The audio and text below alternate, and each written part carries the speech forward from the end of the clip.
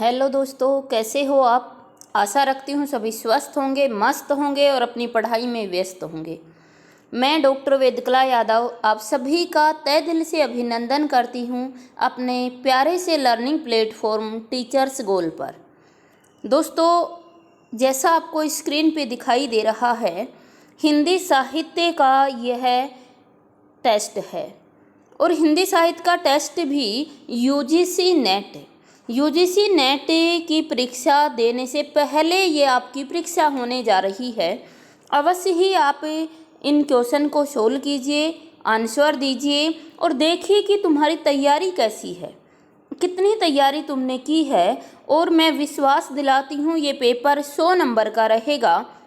100 question इसमें रहेंगे और ये क्वेश्चन आपके वैसे ही क्वेश्चन होंगे जैसा आपको यूजीसी नेट एग्ज़ाम में मिलने वाले हैं। सेम वैसे ही क्वेश्चन मैंने यहाँ पर रखे हैं, तो अवश्य ही आप देखिए कि आपकी तैयारी किस लेवल की हुई है और मुझे कमेंट करके ये भी बताइए कि आपके कितने क्वेश्चन इसमें सही हुए हैं। पहला क्वेश्चन हमारा है, निम्बार्क संप्रदाय के बारे में सही कथन नहीं है। मैं आपको समय दे रही हूँ, क्वेश्चन के साथ साथ आप अपना आंसर निर्धारित कीजिए। निम्बार्क संप्रदाय के बारे में क्या सही नहीं है। ऑप्शन को पढ़ें, आंसर दें।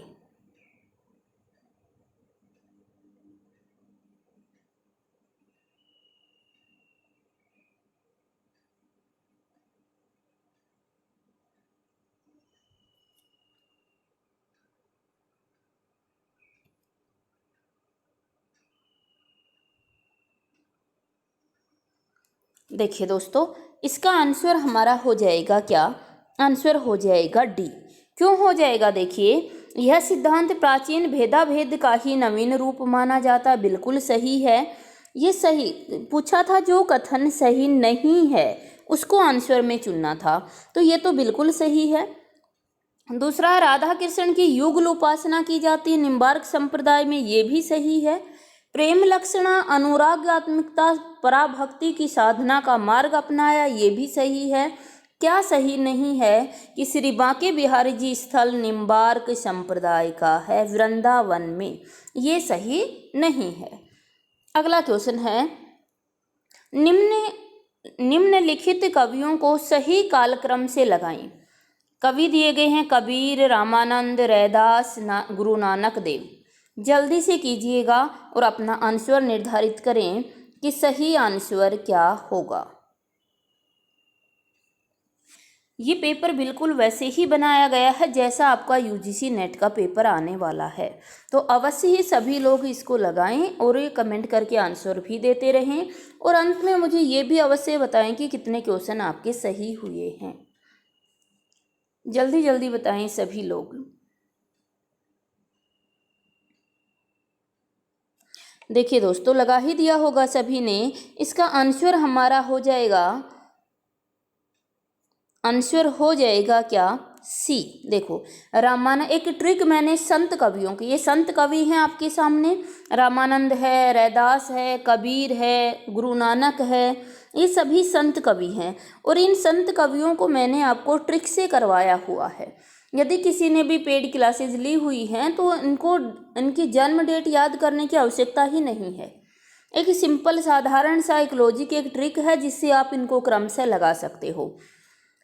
ट्रिक क्या थी कि रामानंद दास कबीर होते हैं जो धर्म के मार्ग पर चलकर गुरु कहलाते हैं। आगे की ट्रिक और भी है लेकिन यहाँ तक हमारी आंसर हो गया। रामानंद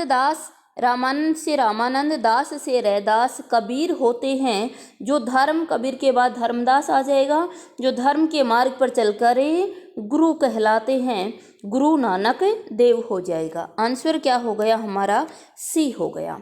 अगर वैसे क्वेश्चन आपको देखने से नहीं निकल रहा है तो ट्रिक को आपके पास रफ पेज होगा, उस पेज पे लिख लीजिएगा और क्रम से निर्धारित कर लें इसको। अगला क्वेश्चन है, सहजे ई इणिचल जोण किए समर से इणिच मणराई, सिद्धो सो पुणी तखणे राघव जरा मणई आए। उपयुक्त पंक्तियों के रचयिता कौन है? इनके रचयिता कौन हैं ये आपको बताना है कि इन पंक्तियों के रचयिता कौन हैं।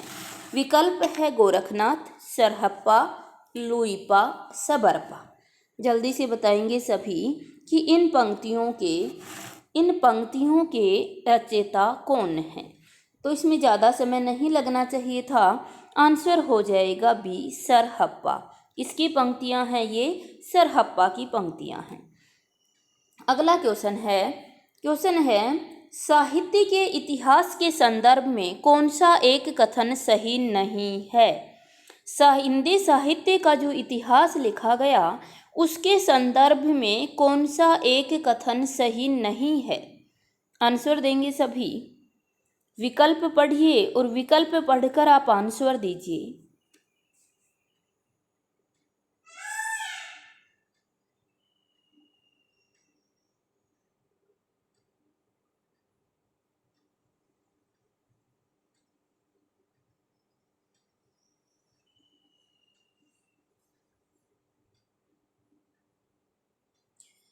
देखिए दोस्तों, आपका आंसर हो जाएगा ए, साहित्य इतिहास केवल तथ्यों का अन्वेषण मात्र है। यही सही नहीं है, बाकी सभी विकल्प इसमें सही हैं। साहित्य के इतिहास के संदर्भ में यह सही नहीं है कि इतिहास केवल तथ्यों का अन्वेषण, तथ्यों की खोज मात्र है, यह सही नहीं है। अगला क्वेश्चन है निम्नलिखित संप्रदायों को संबंधित प्रवर्तकों से सुमेलित कीजिए। ये संप्रदाय दे रखे हैं और ये इसके प्रवर्तक दिए हुए हैं। नीचे कूट है, सही कूट का चयन कर आपको आंसर देना है। सभी आंसर देंगे।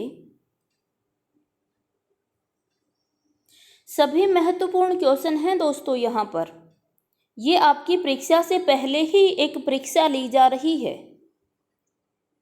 तो परीक्षा समझकर ही इसे आप सोल्व करेंगे और आंसर भी देंगे।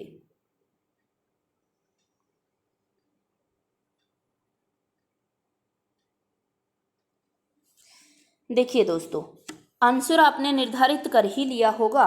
हम देखते हैं एक बार। इस प्रकार के जो क्वेश्चन होते हैं उनमें जो भी आपको सटीक याद है, बिल्कुल कंफर्म याद है, जिस पर बिल्कुल भी संदेह नहीं है, वहाँ से आप कोड को मिलान कीजिए। देखो, वारकरी संप्रदाय, सभी को पता है वारकरी संप्रदाय किसका था, नामदेव का था। वारकरी संप्रदाय किसका था, नामदेव का। तो देख लीजिएगा कि ये 4 में कै कहाँ पर है। 4 में कै केवल एक ही ऑप्शन में हमारा है, लेकिन फिर भी एक विकल्प और मिला लीजिए आप। उसके बाद देखो, उसके बाद है रसिक संप्रदाय। रसिक संप्रदाय किसका था, आपके अग्रदास का था। तो रसिक एक के अंदर ख, देखो एक के अंदर 2 में है ख, एक में बी में भी और सी में भी, लेकिन 4 में क केवल सी में था, तो हमारा आंसर निर्धारित हो गया, क्या, सी हो गया। इस तरह से सभी को मिलान करके देखने की आवश्यकता नहीं है। अगर एक पर ही आपका आंसर, लेकिन वो आपको निसंदेह सही होना चाहिए, नहीं तो फिर सभी को मिलान करके देख लीजिए। आंसर हो जाएगा सी।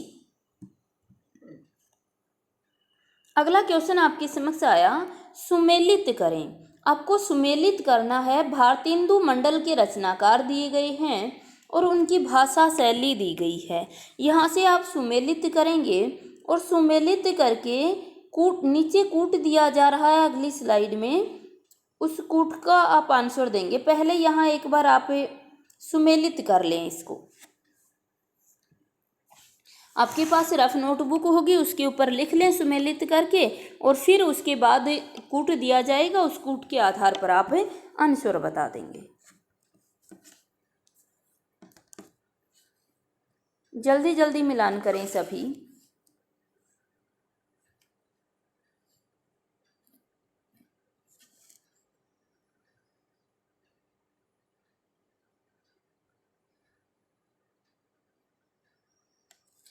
देखिए दोस्तों, हम यहाँ एक बार मिलान कर लेते हैं, उसके बाद हम देखेंगे। एक बार मिलान कर लो। देखो, मिलान करते हैं कि सबसे पहले बाल कृष्ण भट्ट है, बाल कृष्ण भट्ट की जो भाषा थी वह भाषा आपकी कैसी थी? खरी, तीखी और किस प्रकार की थी? निर्भीक। बाल कृष्ण भट्ट निर्भीक, व्यंग्यकारी चिंतन वाली भाषा शैली थी इनकी। निर्भीक थे बाल कृष्ण भट्ट आपके, निर्भीक शैली थी बाल कृष्ण। एक सेकंड दोस्तों, एक सेकंड।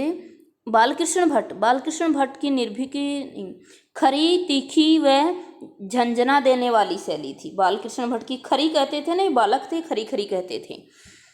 उसके बाद प्रताप नारायण मिश्र की सहज चटुल भाषा शैली थी। प्रताप नारायण मिश्र की सहज भाषा शैली थी। भारतेंदु हरिश्चंद्र की कैसी थी? निर्भीक थी और व्यंग धर्मी चिंतन वाली थी ना। इन्होंने अंग्रेजों पे बहुत व्यंग किया है ना। हे सखी साजन नहीं सखी अंग्रेज, बहुत व्यंग किया है इन्होंने, है ना। और ठाकुर जगमोहन सिंह की कैसी है? ये इनकी कैसी है? अनुप्रास युक्त भाषा है। तो देख लीजिएगा, आगे इसका कूट दिया गया है और कूट के आधार पर आंसर देख लेते हैं कि कौन सा ठीक है। तो आंसर जो है वो हमारा हो जाएगा दोस्तों क्या? आंसर हो जाएगा सी। अगला क्वेश्चन देखिए। अगला क्वेश्चन है, निम्नलिखित में कौन सी पंक्ति कामायनी से उद्धृत नहीं है? इसमें कामायनी से उद्धृत कौन सी पंक्ति नहीं है? जल्दी से बता देंगे सभी। विकल्प पढ़कर आंसर दीजिए कि कौन सी पंक्ति कामायनी से उद्धृत नहीं है।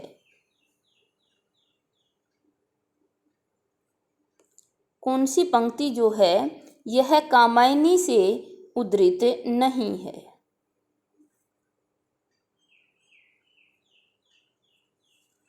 कौन सी पंक्ति कामायनी से उद्धृत नहीं है?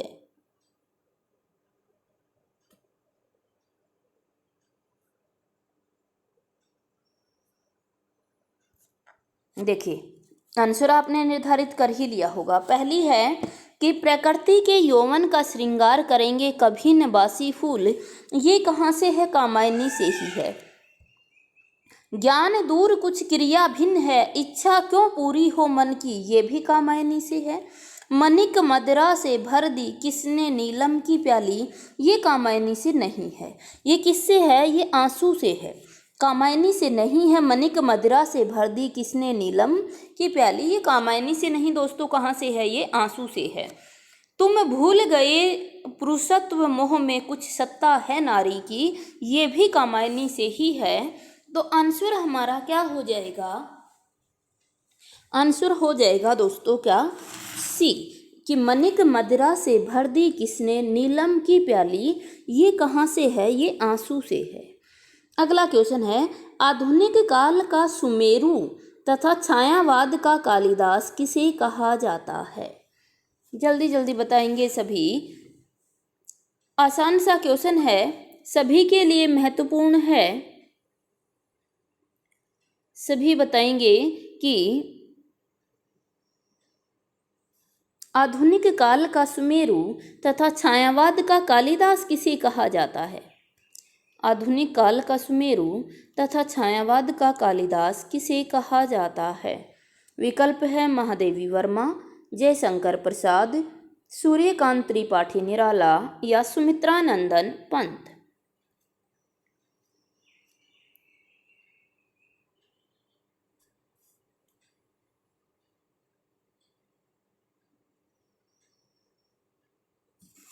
आंसर लगभग सभी का सही होगा। आंसर हो जाएगा जयशंकर प्रसाद।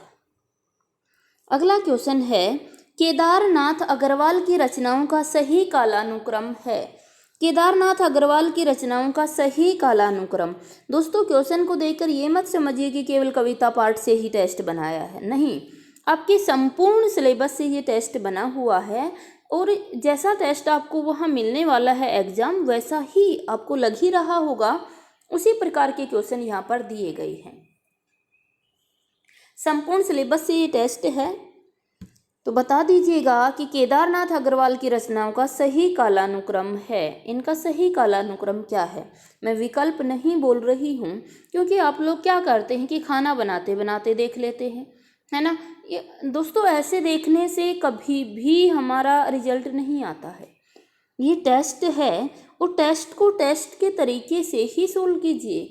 आप बिल्कुल अटेंशन होकर बैठ जाइए अपने स्थान पर और फिर इन क्वेश्चन को लगाइए आप। तो बता दीजिएगा केदारनाथ अग्रवाल की रचनाओं का सही कालानुक्रम क्या है। रचनाएं है मेरी तुम, युग की गंगा, फूल नहीं रंग बोलते हैं, समय समय पर, ये सभी रचनाएं हैं। तो बता दीजिएगा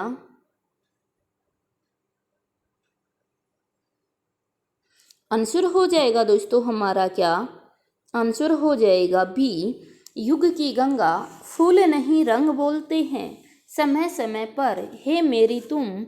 आगे होती तो आ जाती मार प्यार की थापे, कहे कबीर कहे केदार खरी खरी। एक पंक्ति, एक इनकी सबकी डेट याद करने की आपको आवश्यकता नहीं है दोस्तों, डेट याद करने की आवश्यकता नहीं। एक सिंपल ट्रिक से आप इसको कर सकते थे। केदारनाथ अग्रवाल की रचनाओं की एक ट्रिक हमने बनाई थी, जिसने भी पेड कोर्सेज लिया है उनको बहुत अच्छे से याद है। और दोस्तों अगर आप में से कोई पेड कोर्स से नहीं जुड़ा हुआ है तो भी कोई बात नहीं है, आप जिस भी तरीके से सोल्व करें, लेकिन क्वेश्चन को सोल्व करें। केदारनाथ अग्रवाल हमने बनाया था कि केदार से युग की गंगा बहती है। केदारनाथ से क्या बहती है, युग की गंगा, गंगा निकलती है ना केदार से, तो केदारनाथ से युग की गंगा बहती है। वहाँ फूल नहीं रंग बोलते, इतना सुनहरा मौसम है कि वहाँ फूल नहीं रंग बोलते हैं, और हर समय समय पर, हे मेरे तुम, मार प्यार की थापे, कहे केदारे खड़ी खड़ी। इसके बीच में और भी बहुत सी रचनाएं रह जाती हैं कि गुल मेहंदी लगाती है, फिर पंख और पतवार लगाकर उड़ जाती है, जब गिरती है तो मुंबई का रक्त स्नान कर लेती है। तो ये सभी रचनाएं इसके बीच में रह गई थी, लेकिन हमारा जो कोड था, कालानुक्रम लगाना था, वो इस यहाँ तक की ट्रिक से ही लग जाता है। तो आंसर हो जाएगा बी। अगला क्वेश्चन है, रघुवीर सहाय की रचनाओं का सही कालानुक्रम है। रघुवीर सहाय की रचनाओं का सही कालानुक्रम क्या है, जल्दी जल्दी बता दें सभी। विकल्प आपको दिए गए हैं।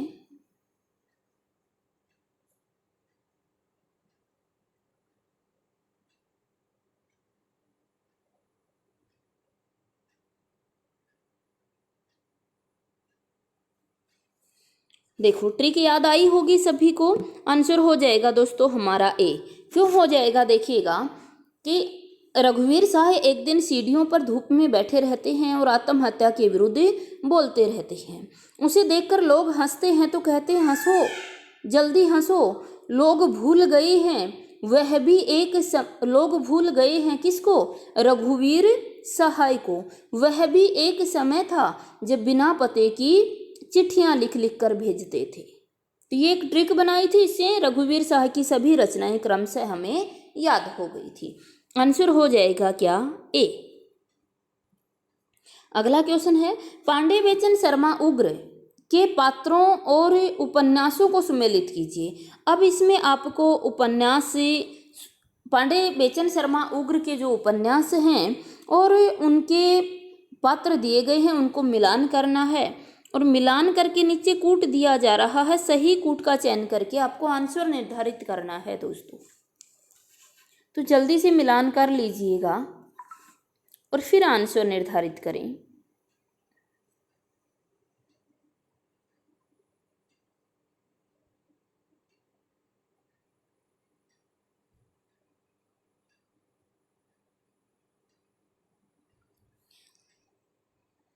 किसी भी एक को पकड़ लीजिए और उसी के अनुसार आंसर निर्धारित कर दीजिए। नरगिस है, रधिया है, मानिक है, जौहर वेश्या है। जौहर वेश्या को सुनते ही तो याद आ ही गया होगा।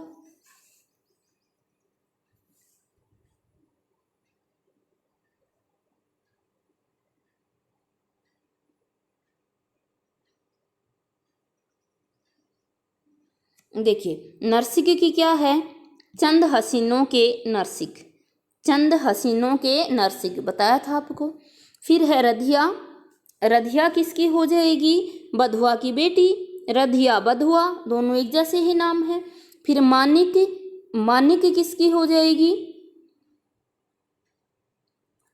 मानिक शराबी की हो जाएगी। और जोहार वेश्या शराबी की।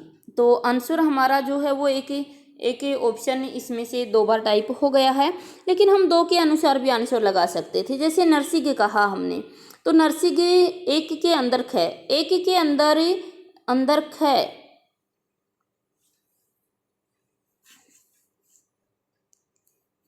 एक सेकंड दोस्तों, देखिए एक के अंदर दिया गया है हमारा ए ब, ब है, एक है नहीं है, यहाँ पे ब है। एक के अंदर ब, तो आंसर क्या हो जाएगा? सी हो जाएगा हमारा। 2 में ए, जैसे राधिया है ये बधुआ की बेटी है, तो ये बिल्कुल सही है, 2 में ए हो जाएगा। इन दो के अनुसार भी हम आंसर लगा सकते थे। अगला क्वेश्चन है कि भुजंग भूषण भट्टाचार्य के नाम से निबंध कौन लिखते थे? बहुत अच्छा क्वेश्चन है, आसान सा क्वेश्चन है, आप सभी को सही करना है। भुजंग भूषण भट्टाचार्य के नाम से निबंध कौन लिखते थे?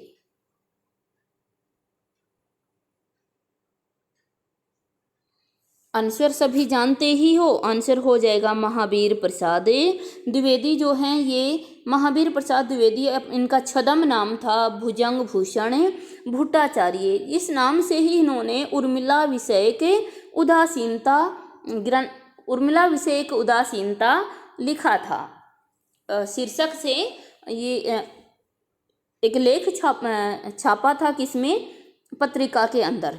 तो ये इनका इसी से प्रेरित होकर साकेतकी का निर्माण किया। और इन्होंने भी ये जो भुजंग भूषण भट्टाचार्य ये जो हैं, इन्होंने भी उर्मिला विषय के उदासीनता ये जो टाइटल लिया था, ये एक निबंध से लिया गया था। इन्होंने भी एक निबंध से उठाया था। लेकिन बस क्वेश्चन हम इतना जाने कि भुजंग भूषण भट्टाचार्य किसका नाम था? महावीर प्रसाद द्विवेदी का। बाकी क्रम में आपको सभी करवाया हुआ है जिसने डिटेल क्लासेस ली हुई हैं। अगला क्वेश्चन है, निम्नलिखित कहानियों का सही कालानुक्रम क्या होगा?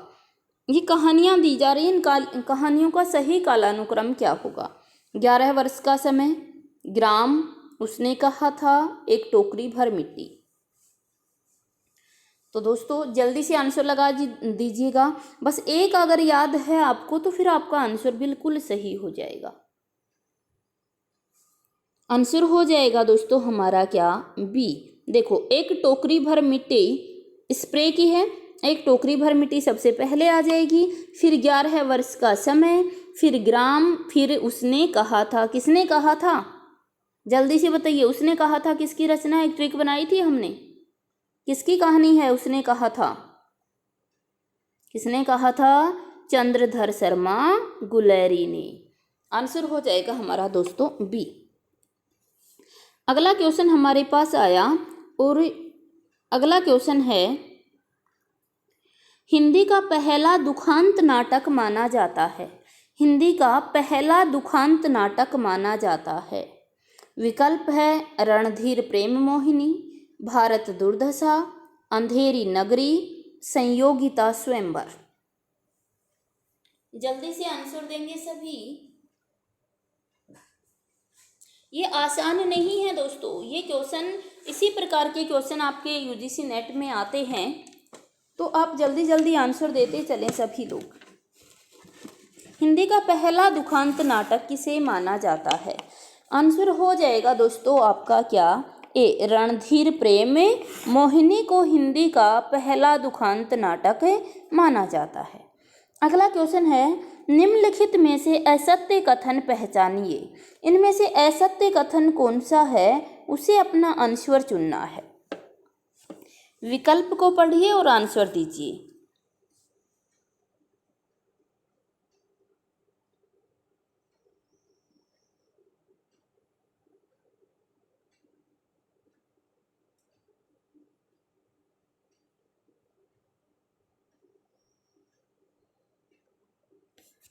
देखिए दोस्तों, हमारा जो आंसर है वह हो जाएगा बी। हिंदी आलोचना का जन्म मध्यकाल में रीतिकाल के दौरान ही हो गया था, ये बिल्कुल सही है। दूसरा विकल्प है आलोचना का यह रूप गद्यबद्ध था। नहीं दोस्तों, गद्य नहीं।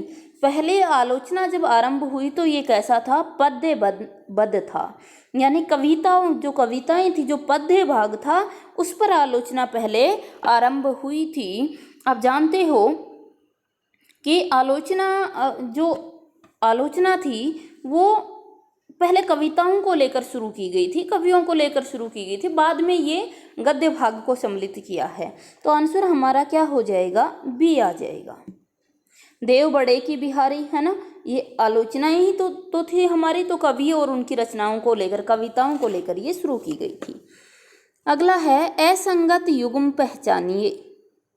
असंगत युग्म पहचानना है और आपको आंसर देना है। जल्दी जल्दी आंसर देंगे सभी, विकल्प पढ़िए और जो असंगत है उसे कमेंट करके आंसर दीजिए।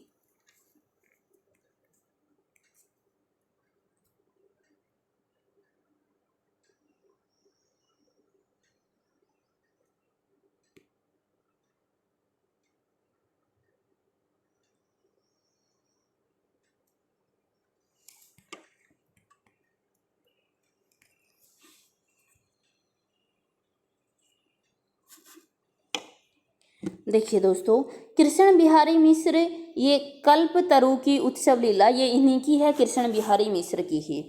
सुलोचना राघव, ये रांगे राघव एक अंतरंग परिचय, ये किसकी है? सुलोचना राघव की है। कमला सांकरतैन, जिन्होंने जीना जाना, दोस्तों यही सुमेलित नहीं है, क्योंकि जिन्होंने जीना जाना ये कमला सांकरतैन की नहीं है। बिंदु अग्रवाल की है, स्मृति के झरोखे से, तो ये भी बिल्कुल सही है। आंसर क्या हो जाएगा हमारा? सी हो जाएगा, कमला सांकरतैन की नहीं है, जिन्होंने जीना जाना। अगला क्वेश्चन है, बाणभट्ट की आत्मकथा किस विधा की रचना है? जल्दी जल्दी बताएंगे सभी, बाणभट्ट की आत्मकथा किस विधा की रचना है? विकल्प हैं आत्मकथा, उपन्यास, रेखाचित्र या जीवनी। आंसर सभी ने निर्धारित कर ही लिया होगा। आंसर जानते हैं हमारा क्या हो जाएगा? एक सेकंड दोस्तों, कोल भी बीच में ही आते, कोई नहीं, चल अब देखिएगा। बाणभट्ट की आत्मकथा किस विधा की रचना है? आंसर हो जाएगा दोस्तों हमारा क्या? उपन्यास। बाणभट्ट की आत्मकथा एक जीवनी परक उपन्यास है। अगला क्वेश्चन है, सुमेलित करें। सुमेलित करना है आपको। एक तरफ संस्मरण दिए गए हैं और एक तरफ प्रकाशन वर्ष दिया गया है, तो जल्दी से आप सुमेलित कीजिएगा इसको, क्योंकि आज मैं सेंटर नहीं गई थी, इसलिए फ़ोन से ही ये क्लास बना रही हूँ दोस्तों। कोई नहीं, हमें क्वेश्चन मिलने चाहिए, चाहे स्मार्ट बोर्ड हो चाहे फ़ोन हो, ये कोई इससे बहुत भारी अंतर नहीं होता है। तो जल्दी से बता दीजिएगा, सुमेलित करना, एक तरफ संस्मरण एक तरफ प्रकाशन वर्ष दिए गए हैं, नीचे कूट है, कूट के आधार पर हमें सुमेलित करना है। तो जल्दी जल्दी सभी बता देंगे।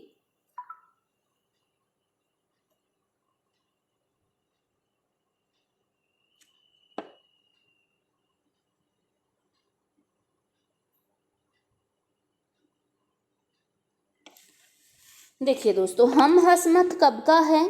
हम हसमत कब का है आपका? 2000। हम हसमत कब का है?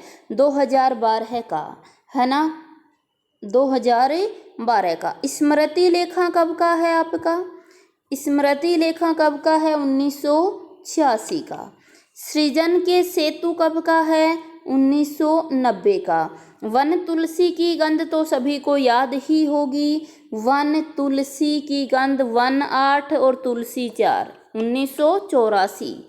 तो देख लीजिएगा दोस्तों, एक आपको फिक्स इसमें से याद थी वन तुलसी की गंध। इसी के अनुसार देखो 4 में ख, 4 में ख कहीं पर है, 4 में ए ब है, ये ख नहीं है, तो 4 में ब कहीं पर है, 4 में ब एक ही विकल्प में है, ए में, तो हमारा आंसर भी क्या हो जाएगा दोस्तों? ए ही हो जाएगा।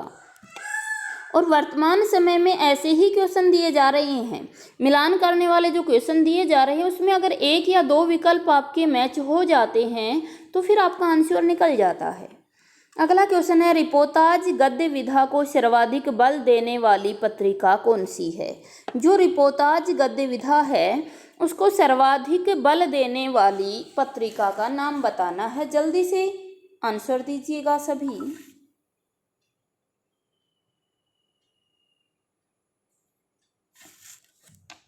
आंसर हो जाएगा दोस्तों आपका बी, धर्म युग। अगला क्वेश्चन है, सुमेलित करें। यात्रावृत्त और रचनाकार दिए गए हैं और नीचे कूट दिया जा रहा है। सही कूट का चयन कर आपको आंसर निर्धारित करना है। यात्रावृत्त और उनके रचनाकार हैं। जल्दी जल्दी सभी आंसर निर्धारित करेंगे।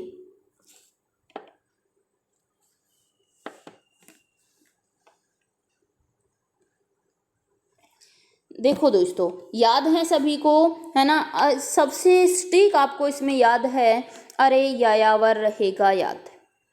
अरे यायावर रहेगा याद किसका है? अज्ञे जी का, है ना? एक बूंद सहसा उछली, अरे यायावर रहेगा याद, ये अज्ञे जी का है। और अज्ञे का है तो देखो चार, चार में से कहीं दिखाई दे रहा है, केवल एक ही विकल्प में है, किसमें? डी में। तो आपका आंसर भी क्या हो जाएगा? डी। गोरी नजरों में हम, ये किसका है? प्रभाकर माचवे का है।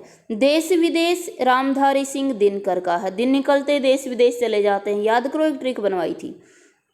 कलकत्ता से पेकिंग, ये किसका हो जाएगा? भगवत शरण उपाध्याय का हो जाएगा। और अरे यायावर रहेगा याद किसका? अज्ञे का हो जाएगा। अगला क्वेश्चन आपके समक्ष है, राकेश और परिवेश पत्रों में कृति के संपादक हैं। राकेश और परिवेश पत्रों में इस कृति के संपादक कौन हैं? वृंदावन लाल वर्मा, गोविंद मिश्र, जयदेव तनेजा या मोहन राकेश? जल्दी जल्दी आंसर देंगे सभी लोग।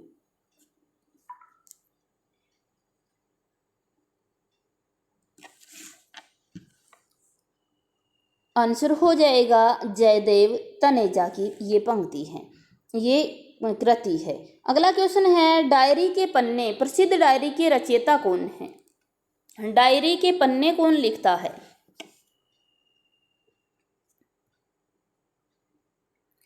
डायरी के पन्ने,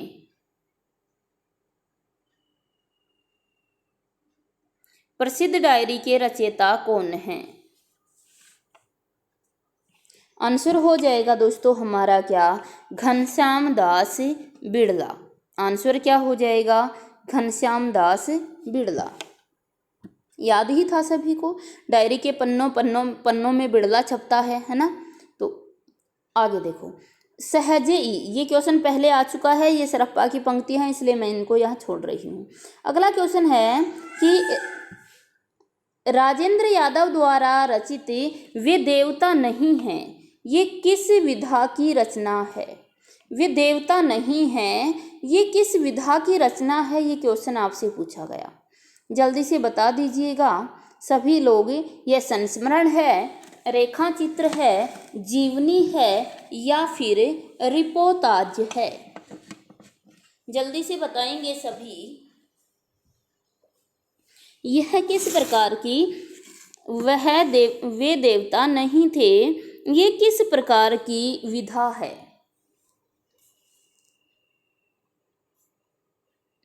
ये किस प्रकार की विधा है? राजेंद्र यादव द्वारा रचित वे देवता नहीं हैं, किस विधा की रचना है? आंसर हो जाएगा दोस्तों ए, संस्मरण। ये किस प्रकार की विधा है आपकी? ये संस्मरण है। अगला क्वेश्चन है, राजेंद्र यादव के उपन्यासों एवं उससे संबंधित पात्रों को सुमेलित करना है। एक तरफ उपन्यास दिए गए हैं, एक तरफ पात्र हैं, नीचे आपको कूट दिया जा रहा है। सही कूट का चयन कर आपको आंसर निर्धारित करना है। दोस्तों बता दीजिएगा एक बार कमेंट करके आंसर आपको क्वेश्चन कैसे लग रहे हैं। क्या वास्तव में क्वेश्चन का स्टैंडर्ड वही है जो आपके यूजीसी नेट में आता है? जल्दी से बता दें एक बार और फिर कमेंट करके आंसर भी देते रहें।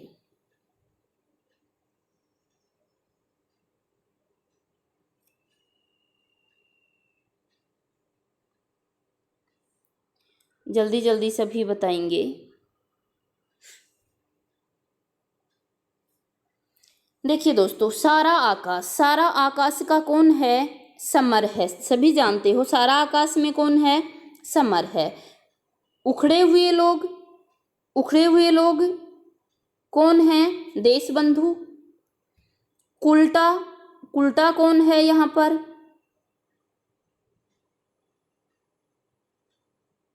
उल्टा कौन है? तेजपाल नहीं, सुजाता है उल्टा। उल्टा कौन है? उल्टा की कौन है यहाँ पर? एक सेकंड देख लीजिएगा।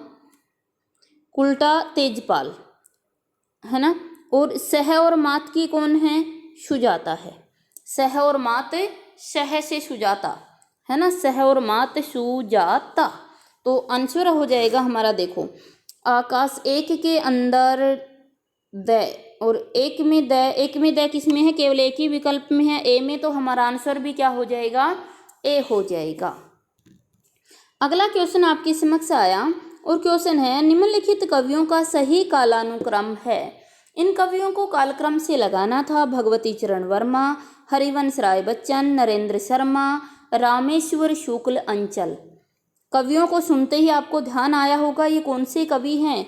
ये छायावदोत्तर युग के कवि हैं आपके, और प्रेम और मस्ती के कवि हैं। तो ट्रिक भी जल्दी से याद आ गई होगी आप सभी को।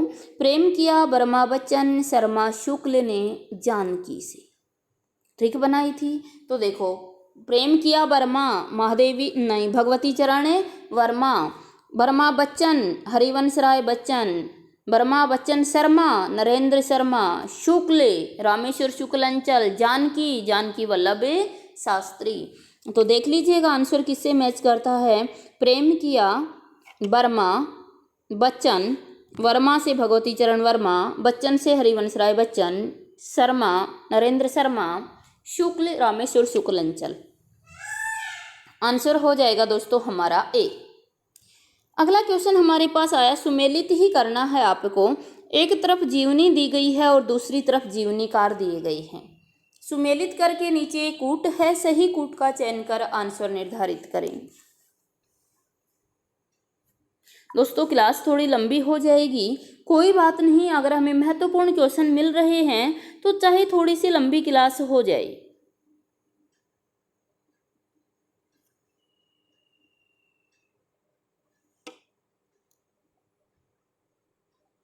आंसर निर्धारित करेंगे सभी। देखिए दोस्तों, सबसे पहले कृष्ण चरित के नाम से तो बहुत लोगों ने लिखी है। तो अगला विकल्प देख लीजिएगा, महात्मा गांधी किसकी है? रामचंद्र वर्मा की है। रामचंद्र वर्मा ने लिखी थी महात्मा गांधी की जीवनी है। देशबंधु चितरंजन दास की कौन सी है? यहाँ पर कौन सी हो जाएगी?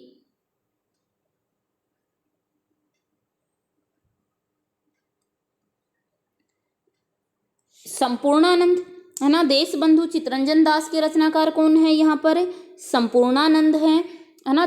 देशबंधु चितरंजन दास ये बहुत चतुर है, ये संपूर्णानंद देने वाला है। चैतन्य महाप्रभु के नाम से तो आपको याद आई ही होगी, है ना। चैतन्य महाप्रभु अमृतलाल नागर, और कृष्ण चरित बंकिम चंद्र चटर्जी हो गया। तो आंसर हमारा क्या हो जाएगा दोस्तों? आंसर हो जाएगा डी। आगे देखिए, अगला क्वेश्चन हमारा है, सुमेलित करें। आप सभी सुमेलित कीजिएगा और सुमेलित करके आंसर निर्धारित करें जल्दी जल्दी। क्लास थोड़ी लंबी हो रही है, लेकिन इसमें आपको भी साथ साथ आंसर देना है, तो थोड़ा समय लगता है। कोई बात नहीं, 100 क्वेश्चन को हम 2 क्लास में कर लेंगे। आज हम 50 क्वेश्चन कर लेते हैं। थोड़ा शीघ्र आप लोग आंसर निर्धारित करते रहें।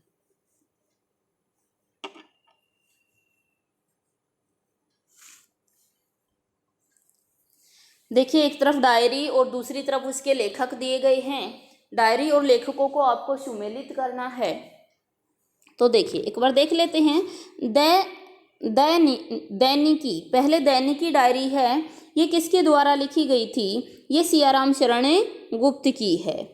उसके बाद देखो दैनंदिनी किसकी है? सुंदरलाल त्रिपाठी की है। फिर प्रवासी की डायरी, प्रवासी की डायरी सभी जानते ही हो किसकी है, हरिवंश राय बच्चन की है।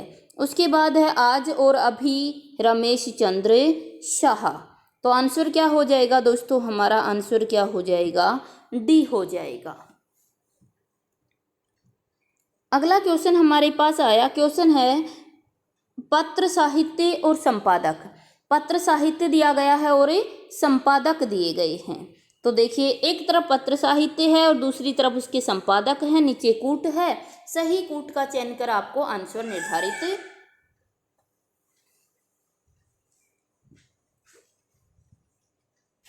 जल्दी जल्दी आंसर देंगे सभी लोग। पत्र साहित्य और उसके संपादक दिए गए हैं।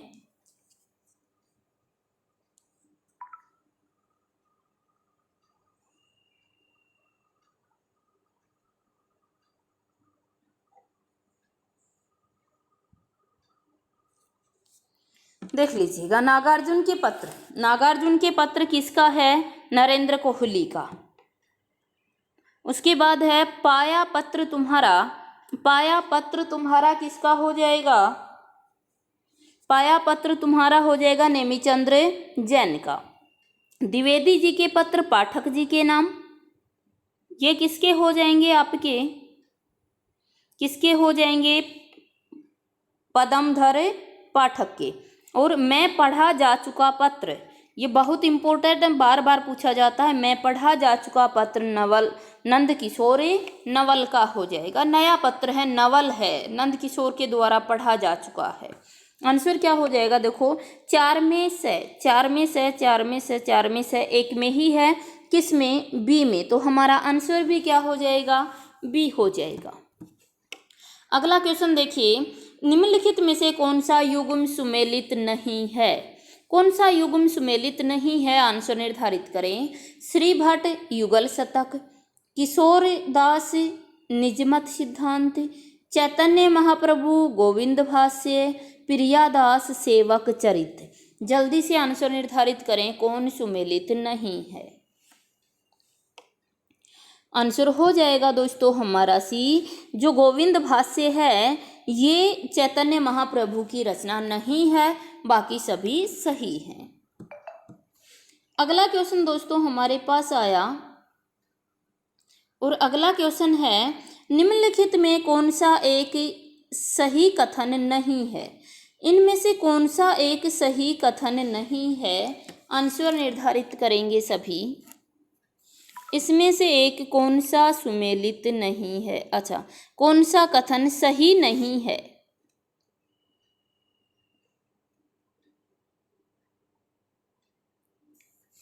देखो, पहले है छायावादी कविता में आत्मानुभूति एवं विरहानुभूति की प्रधानता है, बिल्कुल सही है। दूसरा है, पंत जी छायावाद को अंग्रेजी साहित्य की रोमांटिज्म परंपरा से देखते हैं, ये भी बिल्कुल सही है। जयशंकर प्रसाद छायावाद को भारतीय काव्य परंपरा में देखते हैं, ये भी बिल्कुल सही है। प्रसाद के आंसू में नितांत व्यक्तिक वेदना है, सामाजिक नहीं, ये गलत है। यह आंसू के अंदर व्यक्तिक वेदना नहीं है, व्यक्तिक नितांत व्यक्तिक वेदा यहाँ पर नहीं है, वेदा का मतलब वेदना है, सामाजिक भी है, तो ये आंसर हमारा हो जाएगा, ये सही नहीं है। अगला क्वेश्चन है सहजे नहीं, अच्छा यही क्वेश्चन फिर से आ गया, किसका है ये, सरहप्पा का है। अगला क्वेश्चन है सुमेलित करें कहानी और कहानीकार। कोई नहीं दोस्तों, अगर क्वेश्चन रिपीट हो गए तो मैंने इसमें 100 क्वेश्चन दिए हैं, लेकिन पैराग्राफ नहीं दिया है ना। पैराग्राफ जो पद्य पैराग्राफ है वह नहीं दिया गया है, यहाँ आपको 100 क्वेश्चन ही दिए गए हैं, तो आप निर्धारित कर लें। एक तरफ कहानी और दूसरी तरफ उसका प्रकाशन वर्ष है, जल्दी जल्दी निर्धारित करें। नीचे कूट है, कूट का चयन कर आंसर दें।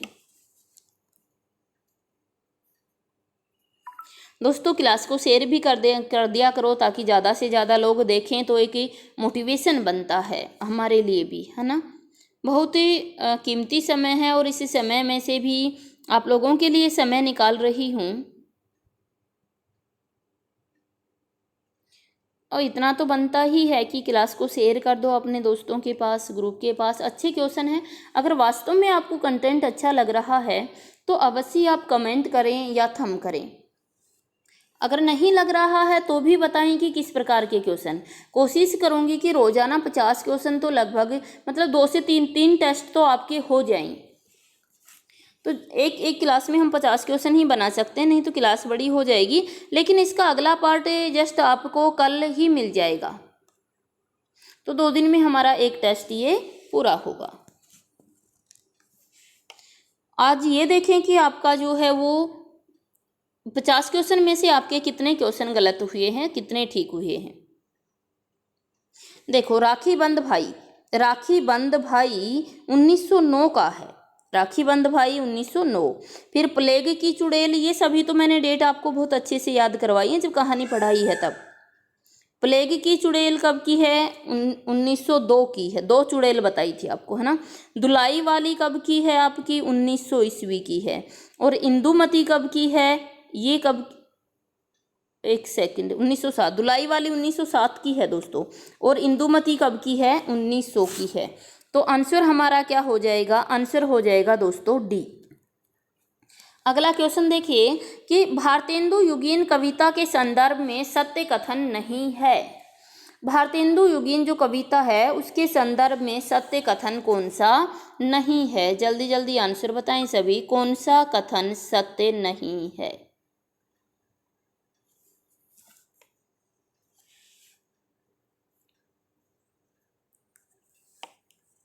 विकल्प पढ़ें और आंसर दें।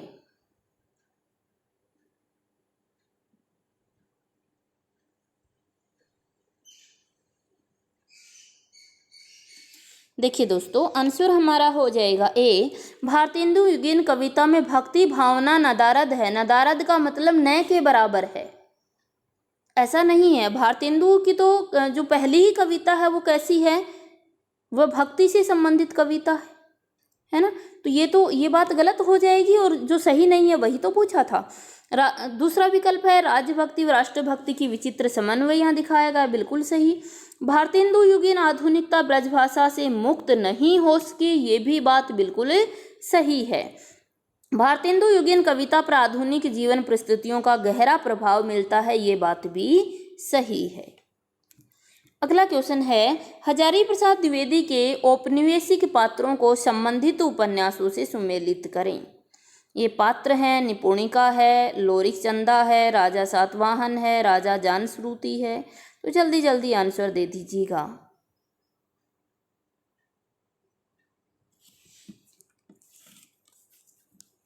सभी लोग आंसर निर्धारित करेंगे।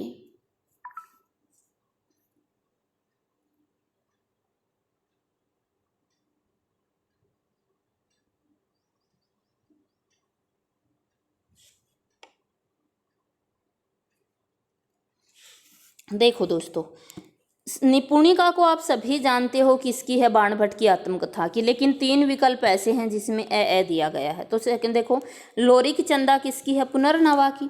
लोरिक चंदा किसकी है? पुनर्नवा की है ना। फिर देखो, राजा सातवाहन, ये किसका है? चारुचंद्र लेखा का है।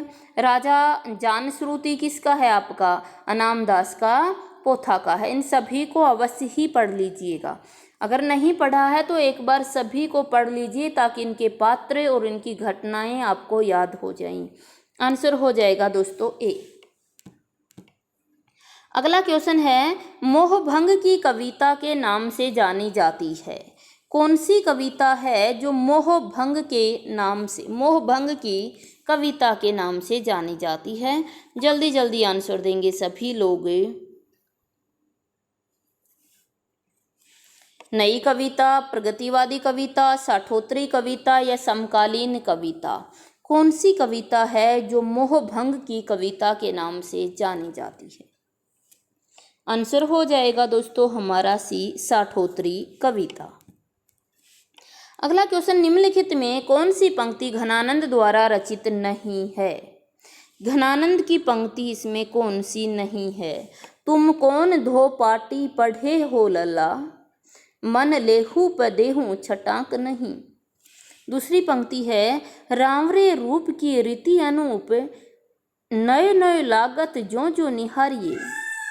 तीसरी है ए रे वीर पौन तेरो सभय ओन गोन वारी, तो सो और कौन मने ढरकावे ही बानी दे।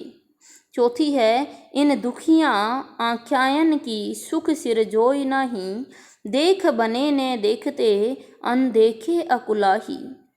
कौन सी पंक्ति घनानंद की नहीं है? जल्दी से बता दें इन पंक्तियों के प्रेम में डूबकर कि कौन सी जो पंक्ति है यह घनानंद की नहीं है।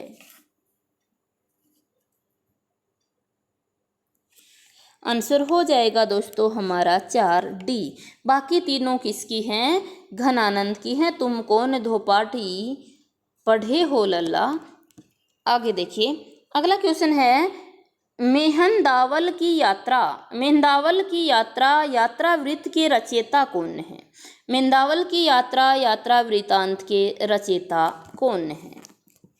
कौन रचयिता है मेहंदावल की यात्रा यात्रा वृत्तांत के रचयिता आपको बताने हैं। विकल्प है भारतेंदु हरिश्चंद्र, प्रताप नारायण मिश्र, बालकृष्ण भट्ट या स्वदेश दीपक। जल्दी से बता दें, सभी जानते ही हो। आंसर हो जाएगा ए भारतेंदु हरिश्चंद्र। अगला क्वेश्चन हमारा है कि राजेंद्र यादव द्वारा रचित वे देवता नहीं है किस विधा के। अच्छा ये भी रिपीट हो गया, कोई बात नहीं। अगला क्वेश्चन देखिए। अगला क्वेश्चन हमारे पास आया द्वितीय भारतेंदु के नाम से जाने जाते हैं। द्वितीय भारतेंदु के नाम से कौन जाने जाते हैं? बहुत महत्वपूर्ण क्वेश्चन है, सभी आंसर देंगे। द्वितीय भारतेंदु के नाम से कौन जाने जाते हैं? आंसर हो जाएगा दोस्तों हमारा बी प्रताप नारायण मिश्र। अगला क्वेश्चन है सुमेलित करें। एक तरफ संस्मरण दूसरी तरफ प्रकाशन वर्ष दिया गया है, सभी को सुमेलित करना है।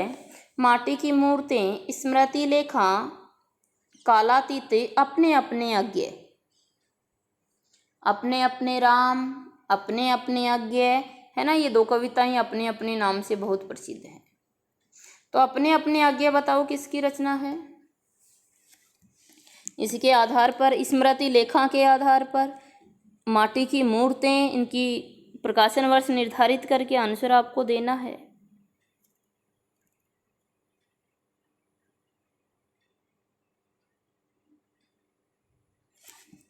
ये यहाँ पर ए लिख लीजिएगा, ये ए है।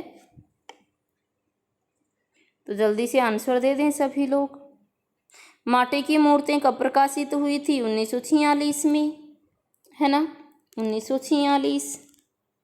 माटी की मूर्तें कब की हैं?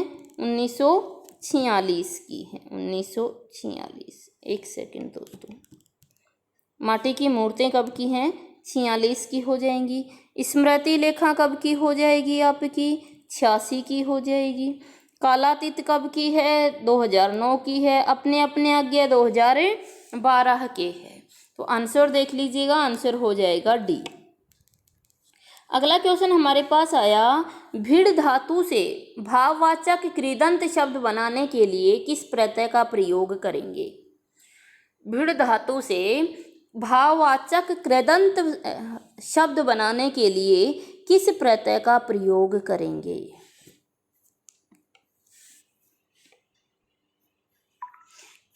भाववाचक कृदंत, कृदंत वो होते हैं जो क्रिया शब्दों से मिलकर बने हुए होते हैं।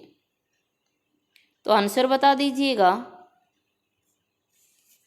आंसर हो जाएगा दोस्तों हमारा अंत। तो क्या बन जाएगा? भिड़ंत बन जाएगा। जो भाववाचक है कृदंत, भिड़ना से भिड़ंत बन जाएगा। अगला क्वेश्चन है गोरी सोवे सेज पर मुख पर डारे केस, चल खुशरो घर आपने रैन बही चहु देश। ये पंक्तियां अमीर खुसरो द्वारा कब कही गई थी? बहुत ही महत्वपूर्ण क्वेश्चन है और अनेक परीक्षाओं में बार बार पूछा जाता है। तो जल्दी से विकल्प देखकर आंसर निर्धारित करें। गोरी सोवे सेज पर मुख पर डारे केस, चल खुसरो घर आपने रैन बही चहु देश। ये पंक्तियां अमीर खुसरो द्वारा कब कही गई? आंसर सभी जानते ही हो दोस्तों। आंसर हो जाएगा जब खुसरो के गुरु निजामुद्दीन औलिया का देहांत हो गया था। और ये जब खुसरो को पता लगा तो उसी समय खुसरो उनकी समाधि पर जाते हैं और ये जाकर बहुत अपने गुरु को वापस आने के लिए प्रार्थना करते हैं, लेकिन जब गुरु वापस नहीं आते तो हार कर ये पंक्तियाँ कहते हैं कि गोरी सोवे सेज पर मुख पर डारे केस, चल खुसरो घर आपने। खुसरो कहते हैं कि चलो अब खुसरो तुझे भी ये संसार छोड़कर अपने घर चले जाना चाहिए। रैन बही चहुदेश, यहाँ तो गुरु के बिना अंधकार ही अंधकार हो गया है। और कथा बताती है कि जब ये अपने प्राणों का त्याग करने ही वाले थे तो इनके गुरु समाधि को फाड़ कर ये इनके गुरु प्रकट हो गए थे। अगला देखिए, अगला क्वेश्चन है, वे लड़ेंगे 1000 साल। प्रसिद्ध रिपोर्टाज के रचयिता कौन है, जल्दी से बताएं। वे लड़ेंगे 1000 साल, प्रसिद्ध रिपोर्टाज के रचयिता कौन है? जल्दी जल्दी बता दें सभी। वे लड़ेंगे 1000 साल। जानते हो 1000 साल लड़ना है तो सागर में ही लड़ना पड़ेगा, है ना। अगर 1000 साल लड़ना है तो सागर में ही लड़ना पड़ेगा। धरती पे तो 1 मिनट में सब कुछ खत्म हो जाएगा। शिव सागर मिस्र का है। अगला क्वेश्चन हमारा है, ऐसा सर्वप्रिय कवि इस काल के भीतर बिहारी को छोड़कर दूसरा नहीं हुआ। आचार्य रामचंद्र शुक्ल ने किस कवि को संकेत करते हुए ऐसा कहा है? ऐसा सर्वप्रिय कवि इस काल के भीतर बिहारी को छोड़कर दूसरा नहीं हुआ।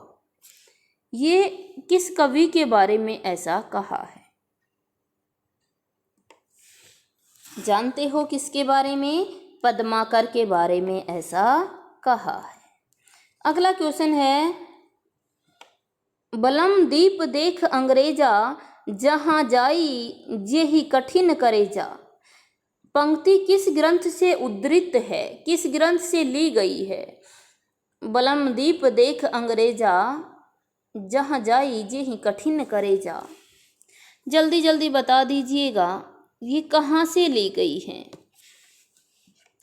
आंसर हो जाएगा दोस्तों हमारा डी, उस्मान की चित्रावली से। अगला क्वेश्चन है, पिए संगम कौनी छड़ी, प्रिय हो परेखहों केवमयी,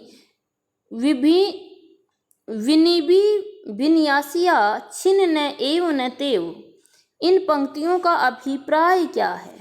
इन पंक्तियों का अभिप्राय क्या है? नीचे कूट है, जल्दी जल्दी सही कूट का चयन कर आंसर निर्धारित करें।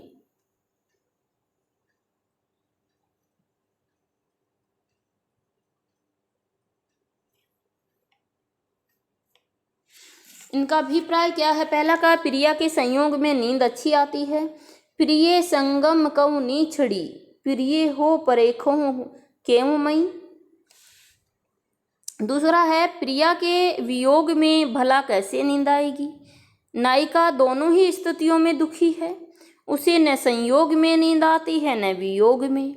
तो देखो दोनों ही परिस्थितियों में दुखी भी है, ना तो संयोग में नींद आती और ना ही वियोग में। 3 और 4 आंसर क्या हो जाएगा? 3 और 4 यानी डी आंसर हो जाएगा। अगला क्वेश्चन है, तुम्बी में त्रिलोक समाया, त्रिवेणी रिबचंदा, बूझो रे ब्रह्म ज्ञानी अनहद नाद अभंगा। इन काव्य पंक्तियों का आशय क्या है? कि इस तुम्बी के अंदर ही तीनों लोक समाये हुए हैं।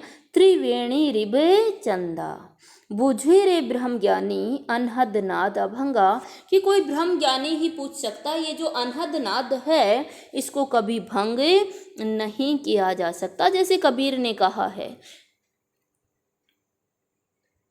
कबीर ने कहा ना, बिना बजाए निस्दिन बाजे, घंटा शंख नगाड़ी रे, गूंगा सुन सुन मस्त होत तन की सुधी विसारी रे। कहते हैं वो अनहद नाद जिसको कभी भंग ही नहीं किया जा सकता। इन पंक्तियों का आशय क्या है? पहला है, माया की तुम्बी में तीनों लोक समाये हुए हैं। तुम्बी में त्रिलोक समाया, त्रिवेणी रिबचंदा, है ना। अगली है कि ये तीनों लोग त्रिकुटी सूर्य और चंद्र हैं। अगली है, ब्रह्म को पूछे बिना ज्ञान की प्राप्ति नहीं होती, इसलिए अखंड अनहद नाद को समझना चाहिए। बिल्कुल सही कि अखंड अनहद नाद को समझना चाहिए, ये सही है। यानी 4 तो अपने को लेना ही पड़ेगा, और 4 लेना पड़ेगा तो फिर क्या है कि 1 और 2 ऑप्शन नहीं होगा। ये तीनों लोग त्रिकुटी सूर्य और चंद्र हैं, दिया गया है त्रिकुटी सूर्य रिव चंदा, है ना। तो 2 भी लेना पड़ेगा और 2 लेना पड़ेगा, तो फिर आंसर क्या हो जाएगा हमारा, ए सी हो जाएगा, 1 2 और 4। अगला क्वेश्चन है, हेरी ए मेरी तैला बाड़ी खमसे समतुला पुड़कई सेरे कपासु फुटिला। उपयुक्त काव्य पंक्तियों के रचनाकार कौन हैं? इन काव्य पंक्तियों के रचनाकार कौन हैं? हेरी ए मेरी तैला कौन है इनके रचनाकार? तो इस क्वेश्चन को मैं छोड़ती हूँ, आप सभी आंसर देंगे इसके रचनाकार कौन हैं। और आज का अंतिम क्वेश्चन हमारा, इसको कल बता दिया जाएगा, है ना। आप सभी कमेंट करके आंसर देंगे, बाकी कल की वीडियो में बता देंगे। एक ही क्वेश्चन आपके लिए छोड़ा ही जाता है क्लास में। अगला है, गोरी सोवे सेज पर मुख पर डारे केस, चल खुश रो घर आपने रैन बही चौदेश। उपयुक्त काव्य पंक्तियों में गोरी का संबंध किन किन से है? यह गोरी किस किस को कहा गया है? नायिका से, निजामुद्दीन चिश्ती से, कवि की प्रेयसी से, मोह माया से। बताएं यहाँ गोरी किस किस को कहा गया है?